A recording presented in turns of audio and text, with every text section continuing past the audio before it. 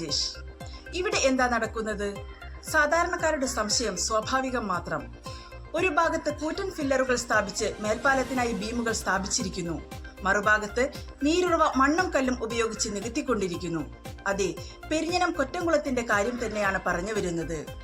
നിർദ്ദിഷ്ട ദേശീയപാത നിർമ്മാണവുമായി ബന്ധപ്പെട്ട് നികത്തൽ ഭീഷണി നേരിട്ട പെരിഞ്ഞനത്തെ പ്രധാന ശുദ്ധജല സ്രോതസ്സായ കൊറ്റംകുളത്തെ വലിയ കുളം നികത്തലിനെ അതിജീവിച്ചത് കേരള ശാസ്ത്ര സാഹിത്യ പരിഷത്തിന്റെ പെരിഞ്ഞനത്തെ കർമ്മനിരതരായ പ്രവർത്തകരുടെ സാമൂഹ്യ ബോധത്തിന്റെയും ഇച്ഛാശക്തിയുടെയും ഫലമായിരുന്നു.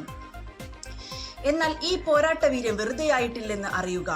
ഇപ്പോൾ കൊറ്റംകുളത്തിൽ നടക്കുന്ന വലിയ തോതിലുള്ള നികത്തലിൽ ആശങ്ക വേണ്ട. കുളത്തിനകത്ത് ഫില്ലറുകൾ സ്ഥാപിക്കുന്നതിനുള്ള സൗകര്യാർത്ഥമാണ് ഇപ്പോൾ നടത്തുന്ന നികത്തൽ. 3 ഫില്ലറുകളാണ് കുളത്തിനകത്ത് സ്ഥാപിക്കുക.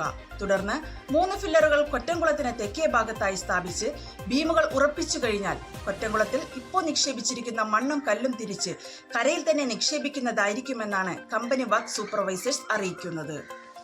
കൂടുതൽ പ്രാദേശിക വാർത്തകൾ അറിയുന്നതിന് പ്രാദേശിക വാർത്തയുടെ വാട്സ്ആപ്പ് ഗ്രൂപ്പ് 5th എഡിഷനിൽ ഇപ്പോൾ ജോയിൻ ചെയ്യാവുന്നതാണ്.